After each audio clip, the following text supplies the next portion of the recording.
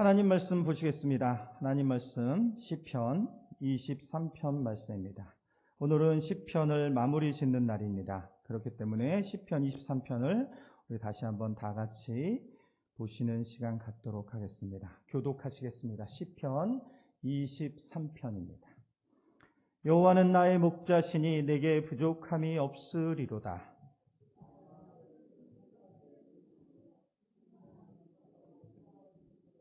내 영혼을 소생시키시고 자기 이름을 위하여 의의 길로 인도하시는도다.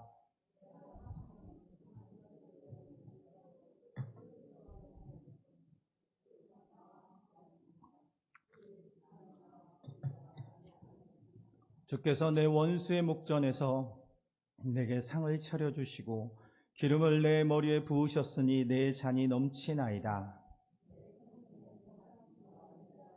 반드시 나를 따르리니 내가 여호와의 집에 영원히 살리로다. 아멘.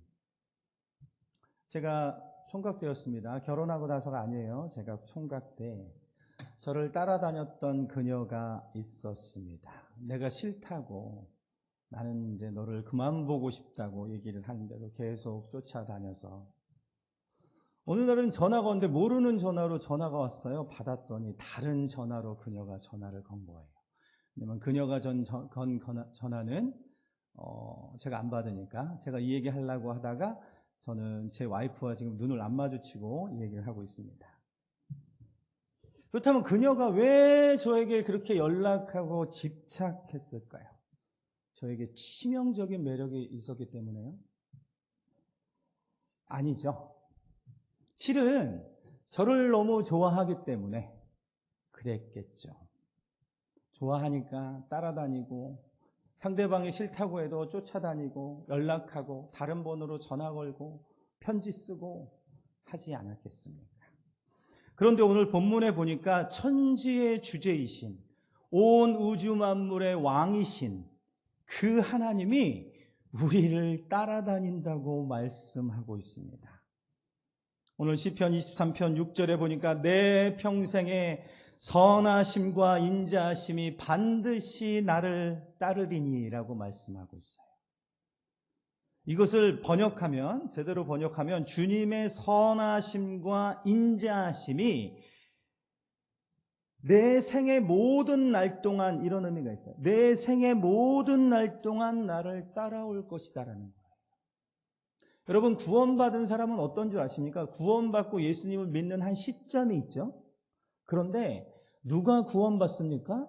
그냥 구원받을 것 같죠. 그렇지 않습니다. 성경에 뭐라고 말씀하십니까? 사도 바울이 너무나 명확하게 만세 전에 예정하셨어요. 할렐루야. 우리가 태어나기도 전에 하나님의 심장 안에 우리 각 사람의 이름이 있었다는 것입니다. 어떤 신학자는 우리를 인간을 예정할 때 그냥 인간 이렇게 싸잡아서 인간 이렇게 예정했다고 하는데 천만의 말씀입니다. 그거는 잘못된 성경 해석입니다. 그 단편적인 예가 뭡니까? 리브가의 뱃속에 아이 둘이 들어있죠. 쌍둥이가 태어나지도 않았어요.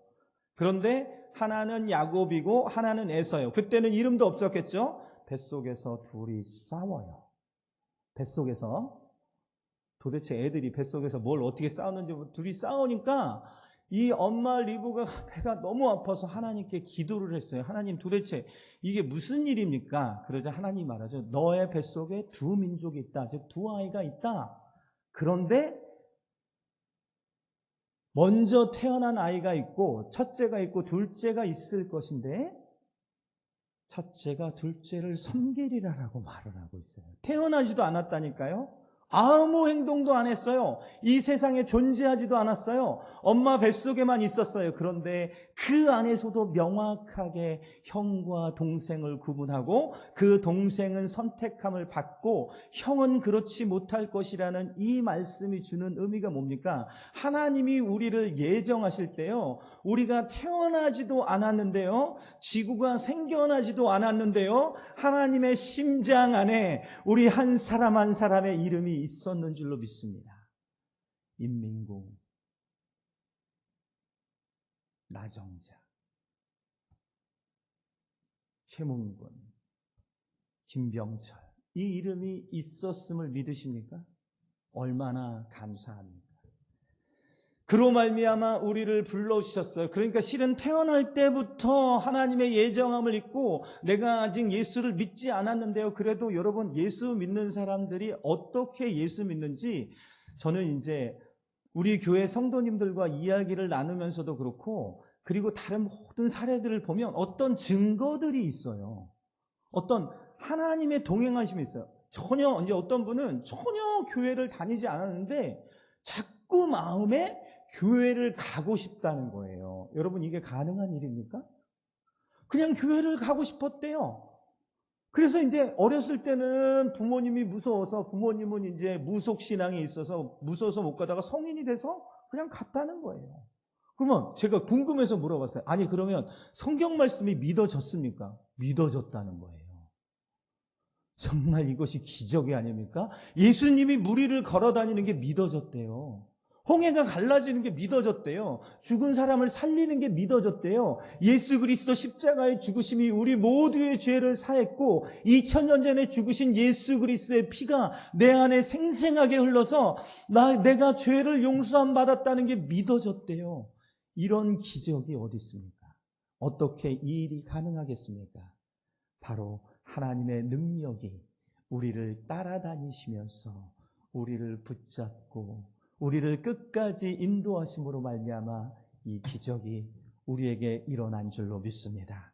오늘 성경에 보면 내 주님의 선하심과 인자하심이 내 생의 모든 날 동안 나를 따라다닌다라고 말씀하십니다. 자, 그렇다면 선하심은 뭡니까? 영어로 goodness예요. goodness.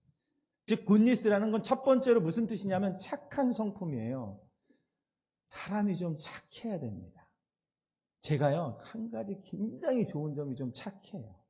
물론 이제 착한 사람도 가끔 이제 잘못할 때도 있고 그러면 제가 좀 착해요. 그래 보이지 않습니까? 너무 긍정하는 반응을 안 보이셔서 제가 어떻게 그 다음 말을 이어가야 할지 모르지만 제가 좀 장점이에요. 그러다 보니까 제 주변에 있는 사람들이 저를 참 많이 좋아해 줘요. 여러분, 사람이 좀 착해야 됩니다. 크리스찬이 딴 것보다 좀 착해야 할 줄로 믿어요. 성경에서도 너희가 착한 행실을 보고 사람들이 주께 돌아온다 그래요. 혹시 성품적으로 나에겐 착함이 부족하다 할지라도 예수 믿는 사람들은 이 착한 성품들을 계속해서 개발해 가야 할 줄로 믿습니다.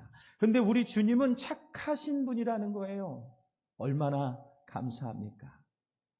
천지의 주제이신 분이 막 무시무시할 것 같죠? 두려울 것 같죠? 근데 그분이 너무너무 착하세요.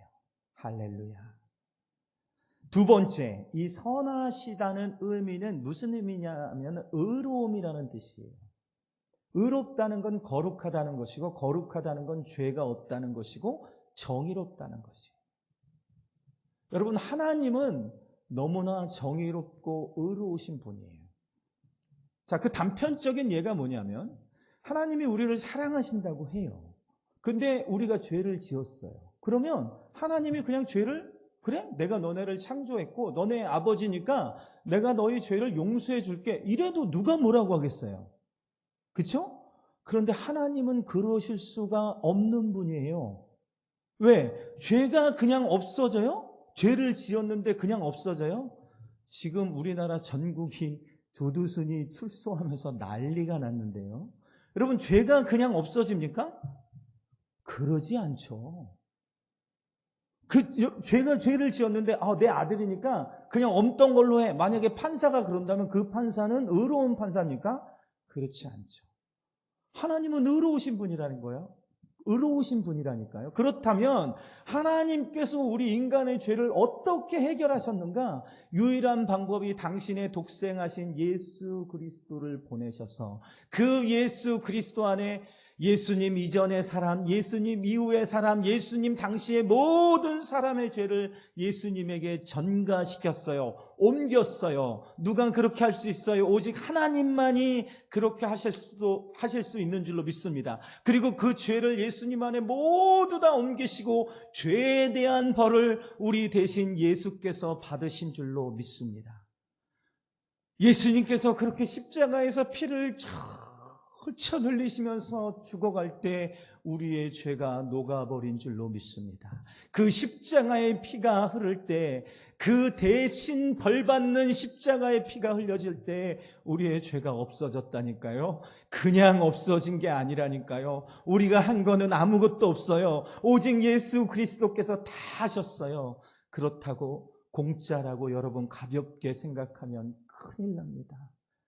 사랑 많으신 하나님의 독생자 예수 그리스도, 하나님 예수님이 맨날 하나님 부를 때 아빠, 아빠 이렇게 불렀어요. 아바 아버지, 아바는 정확하게 아빠예요. 아빠 하나님, 아빠 아빠 이렇게 불렀던 예수 그리스도께서 십자가에서 차마 아버지를 아빠라고 부르지 못해요. 나의 하나님, 왜 나를 버리십니까? 엘리 엘리 라마 사박다니 하면서 예수님 그렇게 죽어가시며 우리의 죄가 사라지고 용서함 받은 줄로 믿습니다. 그렇기 때문에 인간의 죄가 해결받을 수 있는 것은 우리를 위해서 죽어주신 예수 그리스도를 믿을 때만 용서함 받는 거예요. 거기에서 하나님의 의가 이루어진 줄로 믿습니다. 하나님이 세상을 이처럼 사랑하사 독생자 예수 그리스도를 주셨으니 이는 그를 믿는 자는 멸망하지 않고 영생을 얻게 되는 줄로 믿습니다. 하나님의 의가 십자가에서 이루어졌어요. 하나님은 죄가 하나도 없으신 거룩하신 분이기 때문에 영원히 존재할 수 있는 분인 줄로 믿습니다. 우리의 목자 되신 하나님 선하십니다. 착한 성품을 가질 뿐 아니라 의로우신 분이 우리의 하나님이신 줄로 믿습니다. 그 다음에 인자하심이라고 말해요. 인자하심은 여러분 NASB 성경에 보면은 지금 자막에 나와 있는데 그 밑에 보면 loving kindness라는 단어가 있어요. loving kindness. 저 단어 여러분 사전에 찾으면 안 나옵니다. 일부러 만든 단어예요. 사랑의 친절함 이런 뜻이에요. 여러분 친절의 의미에 무슨 뜻이 있는 줄 아십니까? 거기에 은혜가 들어있어요. 자, 여러분 친절이 뭡니까? 만약에 내가 내 아들이 넘어졌을 때 내 아들을 도와주면 그거를 친절함이라고 굳이 하지 않아요. 그렇죠? 근데 내 아들이 딱 넘어졌는데 저는 그걸 못 봤는데 옆에 가던 아저씨가 제 아들을 보면서 아이고 넘어졌니? 하면서 이렇게 세워주면 그건 친절이에요. 왜 그렇습니까? 제 아들을 그분이 굳이 도와줄 이유가 없어요.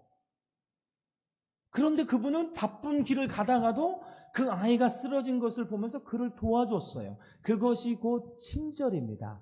친절에는 어떤 의미가 있냐면 값없이 주는 은혜의 의미가 있어요. 제 아이를 꼭 도와줘야 될 아무런 이유도 없는 사람이 이유 없이 값없이 준 거예요. 그것이 바로 loving kindness, 사랑과 친절이 들어가서 하나님의 그 은혜로운 사랑을 뜻할 때 인자하심이라고 말합니다. 그리고 이 loving kindness 안에는 긍휼함의 의미가 있습니다. 긍휼함이 무슨 의미입니까? 불쌍히 여겨서 사랑하는 거예요. 그냥 단순히 불쌍히 여기는 게 아니라 사랑해 주는 거예요. 사랑하는 거예요. 긍휼함의 단어는 그 안에 너무너무 사랑해서 애간장이 끓는다는 의미가 있어요. 그런 긍휼함. 한마디로 이 인자하심은 한마디로 신의 사랑입니다. 우리 사람은 인자하심 이런 거 잘 몰라요. 제가 제 딸을 사랑하고 제 아들을 사랑하지만 저희 두 자녀한테 미안하지만 저는 그들에게 인자를 베풀 수가 없어요. 그럴 능력이 안 돼요. 사랑합니다. 인자까지는 갈 수 없어요. 인자는 오직 신만이 하실 수 있는, 하나님만이 주실 수 있는 사랑인 줄로 믿습니다. 그렇다면 그 사랑이 어떤 사랑입니까? 오래 참습니다. 온유합니다. 시기하지 않아요. 자랑하지 않아요. 교만하지 않습니다. 무례히 행하지 않고 자기의 유익을 구하지 않아요. 여러분 그런 거 있죠? 뭔가 이게 사랑을 베푸는데 뭔가 내가 받고 싶어서. 제가 결혼 초에 제 아내에게 굉장히 친절하게 베풀고 사랑해주고 막 했었어요. 근데 제 아내가 반응을 보이지 않으자 제 안에서 이렇게 부하가 속기 시작해요. 왜 그랬을까? 제가 친절을 베풀고 사랑을 베푸는 이유에는 제 아내임에도 불구하고 내가 너에게 이만큼 주면 너도 나를 좀 줘. 라는 그런 마음이 부부 사이에도 있더라는 말이에요. 그런데 사랑이 뭐냐? 자기의 유익을 구하지 않는 거예요. 이기적인 사랑이 아니에요. 정말 상대방이 잘 되면 나는 아무 것을 얻지 않아도 좋습니다라는 이런 사랑인 줄로 믿습니다. 그 다음에 성내지 않아요. 악한 것을 생각하지 않아요. 여러분, 사랑이 뭔지 압니까? 여러분, 옛날에 마더라는 영화가 있었어요. 굉장히 조금 옛날 영화긴 한데 김혜자가 연기를 너무너무 잘했던, 그 당시에 센세이션을 일으켰던 영화, 마더라는 영화. 어머니란 뜻이죠. 근데 어머니가, 저도 지금 오래전 영화라서 기억이 나진 않는데, 자식을 위해서 자식을 괴롭히는 그 아버지를 죽이는 그런 내용이었어요. 그러면서 마지막에 이제 자신이 이렇게 발각이 됐던지 어떻게 하자 굉장히 막 기묘한 춤을 추면서 그 영화가 끝났어요. 어머니의 놀라운 사랑을 말하는 것이죠. 하지만 그것은 인간 안의 사랑입니다. 하나님의 사랑은 악을 생각하지 않습니다. 아무리 사랑한다고 해서 사랑의 이유 때문에 악한 것으로 넘어간다면 여러분, 그것은 사랑이 아닙니다. 사랑이 사랑되기 위해선 정의가 이루어져야 돼요. 정의를 끝까지 붙잡아야 돼요. 하나님의 법을 붙잡아야 돼요. 법 안에 머물러 있어야지 사랑이지. 법을 넘어서면서까지, 법을 어기면서까지 하는 그 사랑은 사랑이 아닙니다. 계속해서 사랑을 말합니다. 불의를 기뻐하지 않습니다. 진리와 함께 기뻐합니다. 그러면서 정리하기를 모든 것을 참으며 모든 것을 믿으며 모든 것을 바라며 모든 것을 견디느니라. 우리가 잘 아는 고린도전서 13장에 나오는 사랑의 내용이죠. 이것이 바로 하나님께서 우리를 향한 신의 사랑 인자인 줄로 믿습니다. 여기에서 보면 내 평생의 선하심과 인자하심이 반드시 나를 따른다는 이 선하심과 인자하심은 하나님의 성품의 가장 중요한 핵심적인 두 가지를 말씀하고 있어요. 즉, 이 말은 뭐냐면 내 평생 동안 하나님의 성품이 나를 따라다닌다. 그 말은 하나님이 나를 따라다닌다는 거예요. 내 평생 동안 주님이 내 생의 모든 날 동안 나를 따라다닌다는 말씀인 줄로 믿습니다. 나를 따라오세요.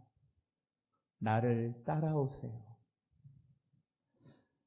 제가 총각 때 오늘 집에 가서 감당 못할 간증들을 제가 많이 준비했어요.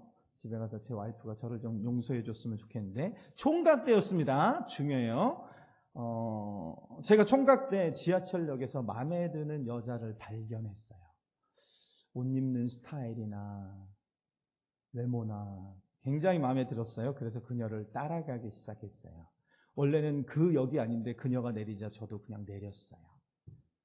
몰래 따라가기 시작했어요. 아파트로 가는 거예요. 아파트 입구까지 갔습니다. 그런데 제가 따라오는 것을 눈치챘는지 스토커인 줄 알고 아파트 입구로 들어가면서 저를 슬쩍 쳐다보면서 두려운 눈빛으로 저를 쳐다보는 이 잽싸게 들어가 버리더라고요. 마음에 드니까 저는 따라갔습니다. 근데 마치 이것처럼 주님께서 우리를 따라오신다고 오늘 성경에서 말씀하고 있어요. 지금 다윗은 자신을 따라오는 하나님을 보는 거예요. 하나님을 느낀 거예요. 다윗이 그 험한 동굴 속에서 동굴 하나하나를 사울의 적들이 막 쫓아오고 있어요. 동굴 하나하나를 찾아오고 있어요. 이제 자기 동굴에 오면은 자신은 죽게 되는 거예요. 발각되는 거예요. 그런데 하나님께서 그 깊은 동굴 속에서도 다윗을 보호해 주십니다. 그는 순간순간 하나님이 자신을 따라오면서 자신을 보호해 주시는 것을 느껴요. 그런데 또한 언제 많이 느낀 줄 아십니까? 여러분 한번 생각을 해보세요. 그 10년이란 기간 동안 온 나라가 자기 한 명을 잡겠다고 할 때 다윗이 아무 사람이 없는 인적 광야에서 홀로 그곳에 있을 때 다윗의 마음이 여러분 어땠을까요? 얼마나 두려웠을까요? 얼마나 외로웠을까요?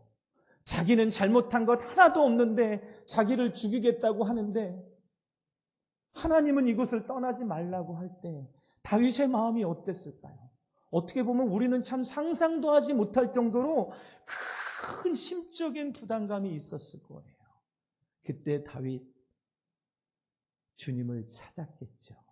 그런데 그 외로운 광야, 심지어 이제는 동물들도 그곳에 잘 있지 않을 정도로 척박한 그 땅에 주님께서 찾아와 주십니다. 다윗아, 두려워하지 마라. 내가 너와 함께한다. 내가 너를 보호해 줄 거다라고 하면서 다윗의 아픈 마음을 위로해 주셨던 것이 도대체 얼마나 많은 날이었겠습니까?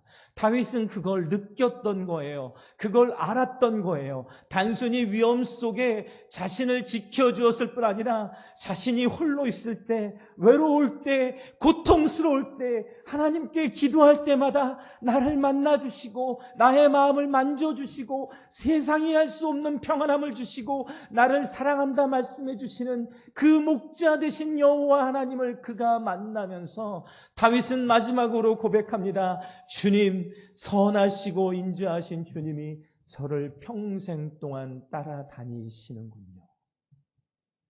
그렇다면 도대체 하나님이 왜 다윗을 그리고 우리를 따라다닐까요?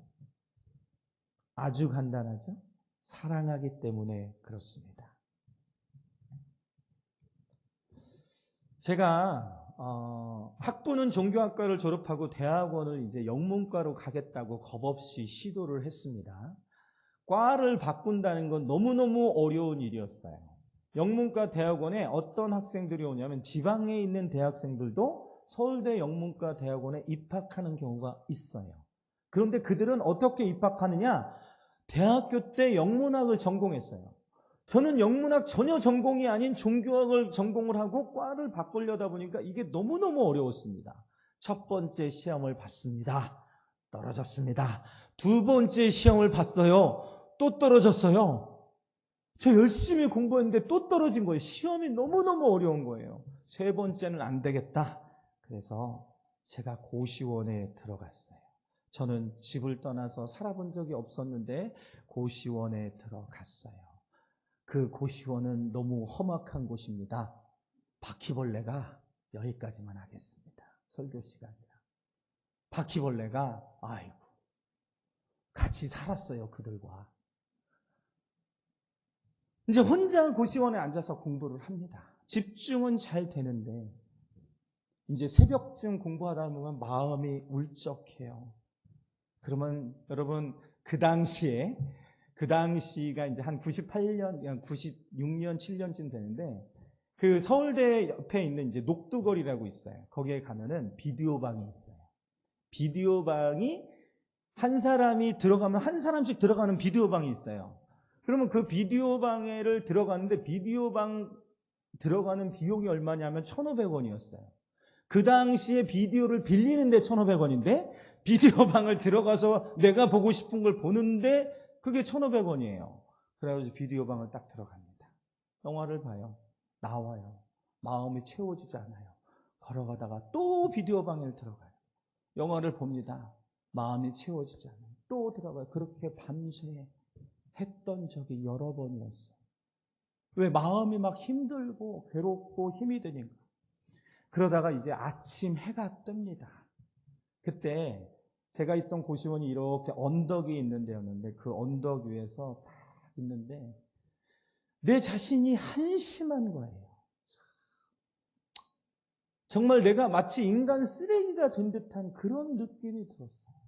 마음은 채워지지 않고 너무너무 힘들었어요. 마음 둘 데가 없었어요.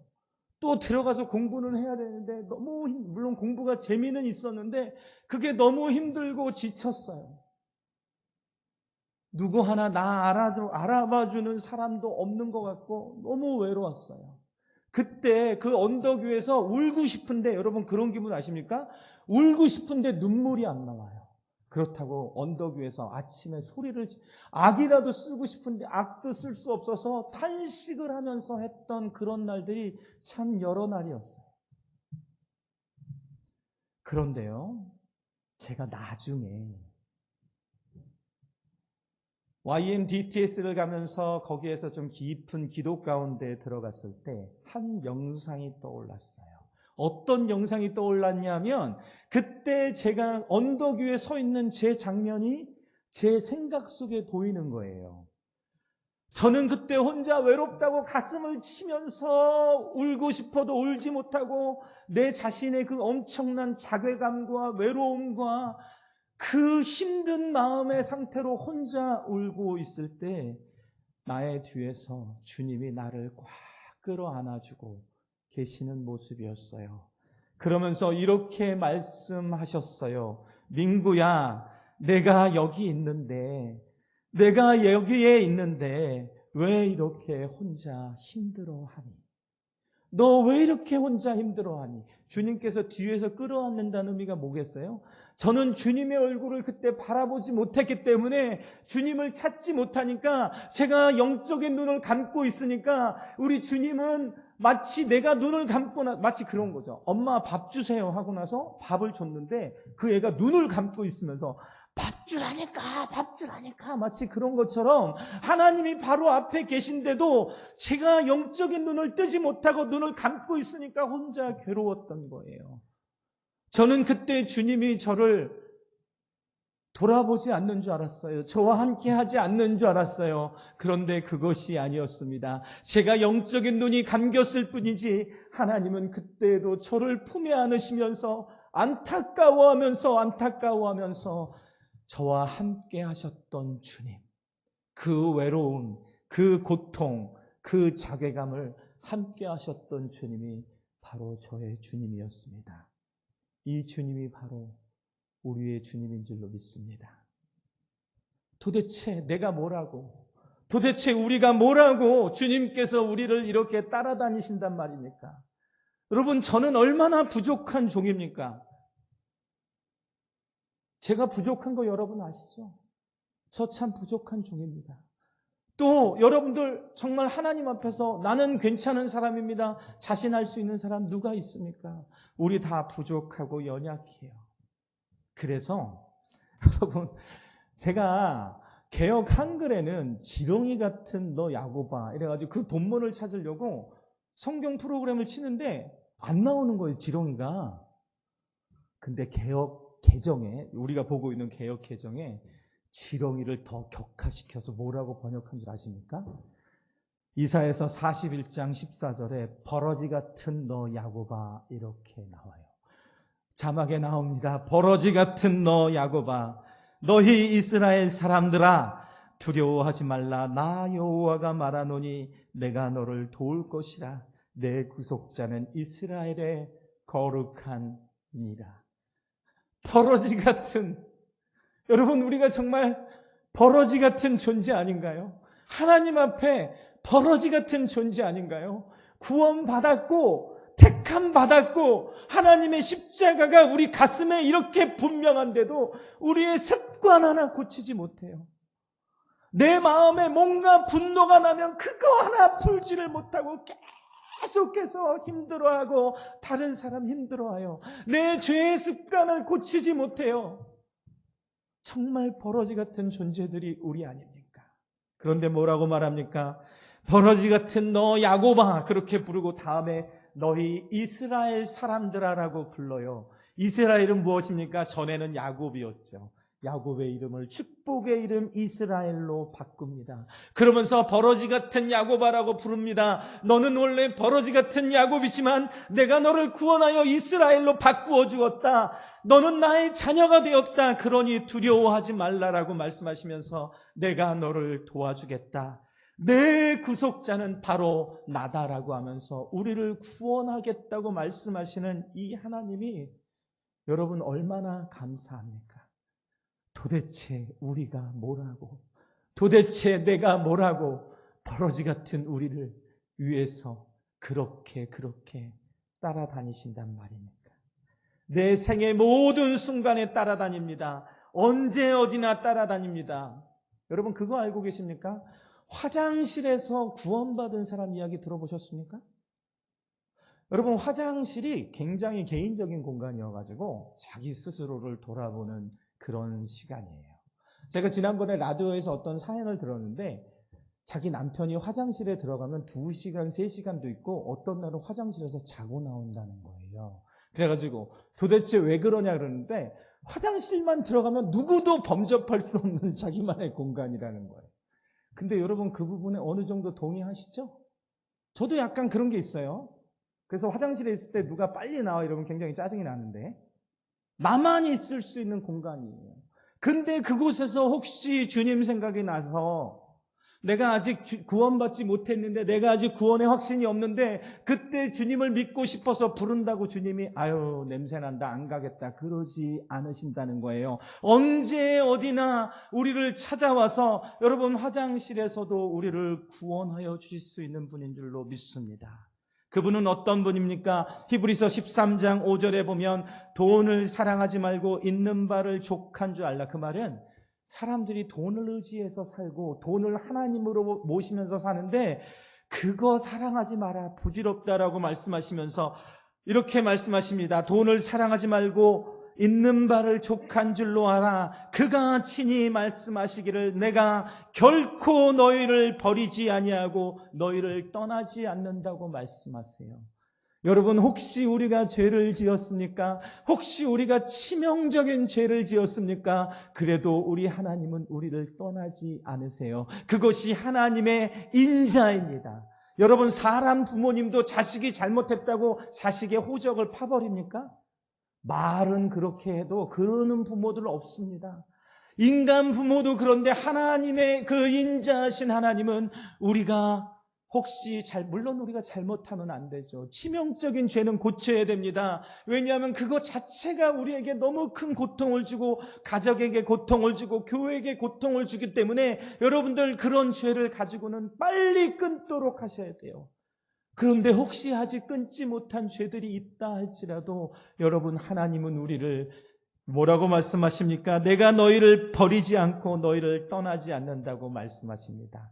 요한복음 14장 16절에 내가 아버지께 구하겠으니 그가 또 다른 보혜사, 성령님이죠, 보혜사를 너희에게 주사 영원토록 너희와 함께 있게 하리니라고.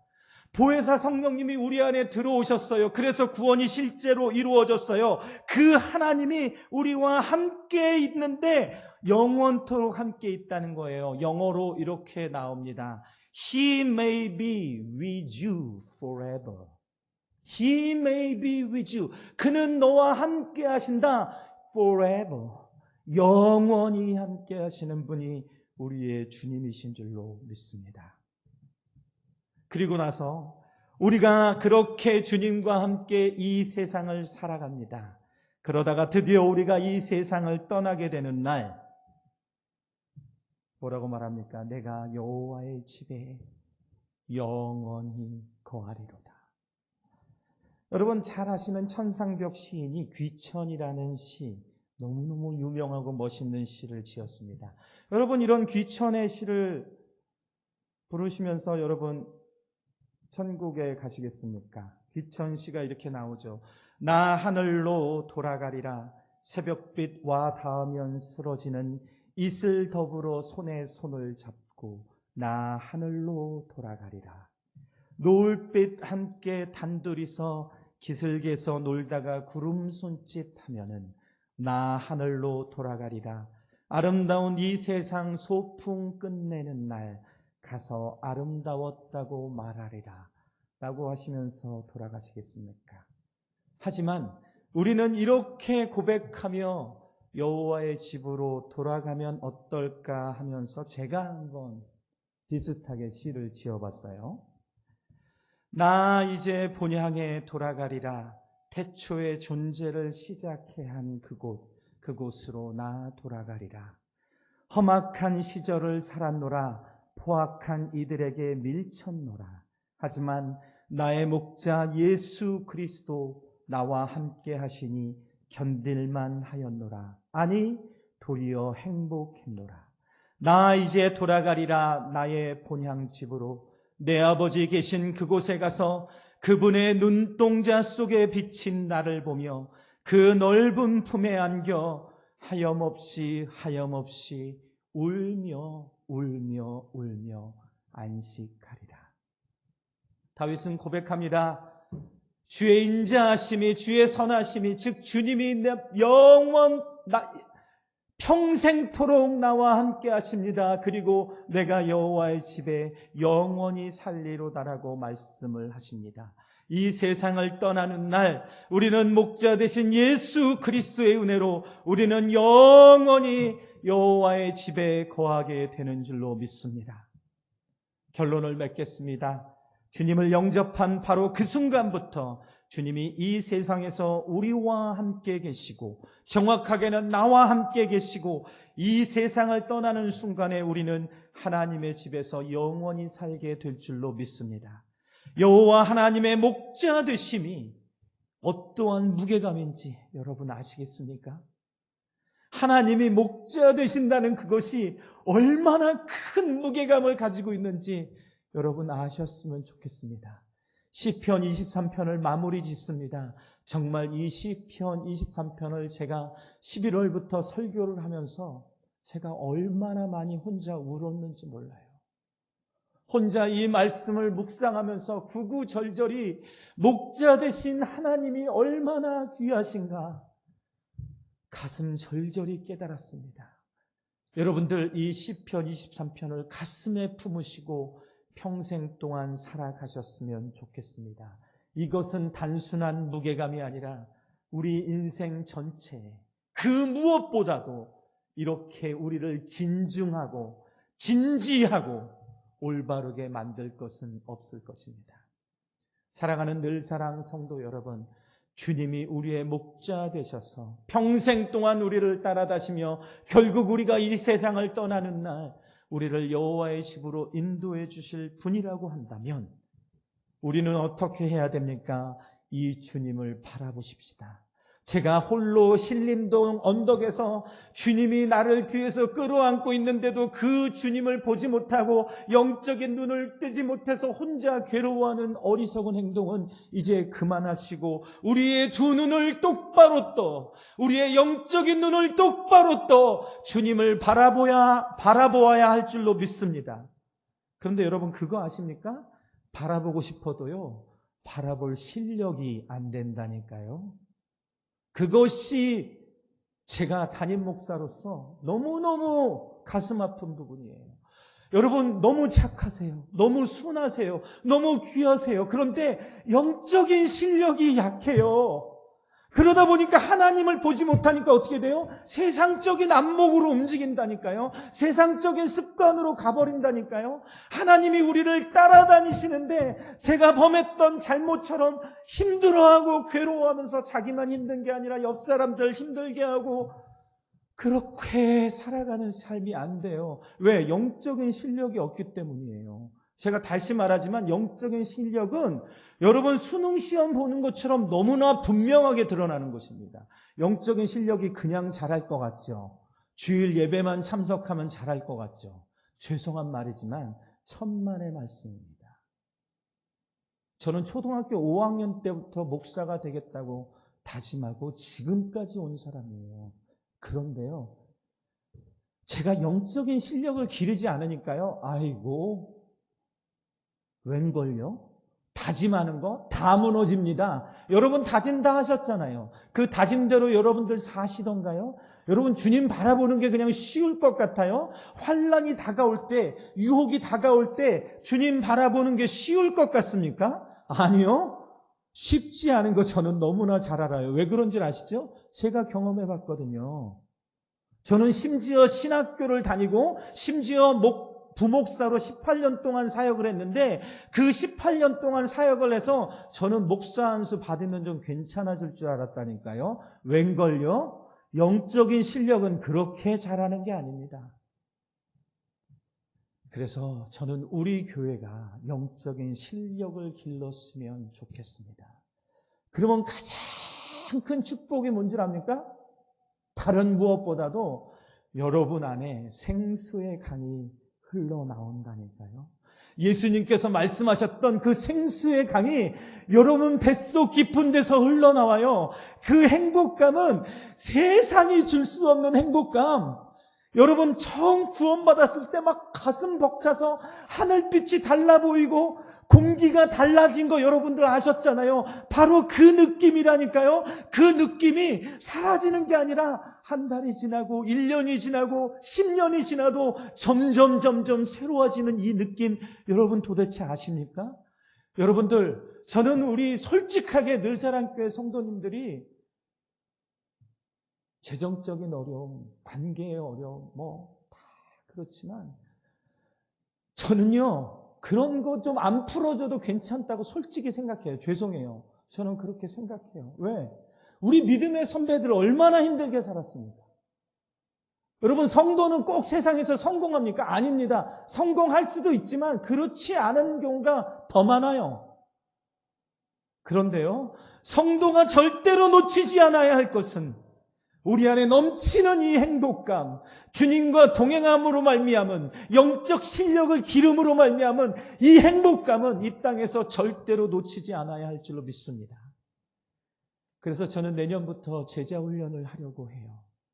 여러분, 저는 제자훈련을 그냥 하려고 하는 게 아닙니다. 저는 얼마나 많은 프로그램을 제가 해봤겠습니까? 얼마나 많은 훈련을 해봤겠습니까? 저는 YM DTS도 갔다 왔고요. 수많은 세미나와 그리고 대형 교회에서 있다 보면 그냥 세미나를 들을 수밖에 없어요. 감동도 받았고 다 해봤어요. 근데 남는 건, 여러분 정말 남는 건 뭔지 아십니까? 시간이 지나도 새록새록 있는 그것이 남는 것 아닙니까? 제자훈련이 그렇게 남더란 말입니다. 제자훈련이 모든 걸 다 해결하는 건 아닙니다. 그래도 제자훈련을 받은 사람들은 다르더라고요. 우리 교회에 제자훈련이 시작될 겁니다. 제 목회 철학이에요. 그래서 우리 사랑하는 성도님들이 주님 안에서 자라가며 이 목자 되신 주님을 바라보며 내 평생 동안 주님과 동행하며 그 주님을 느끼며 행복해하며 살아가시는 저와 여러분들이 되시기를 주님의 이름으로 간절히 소망합니다.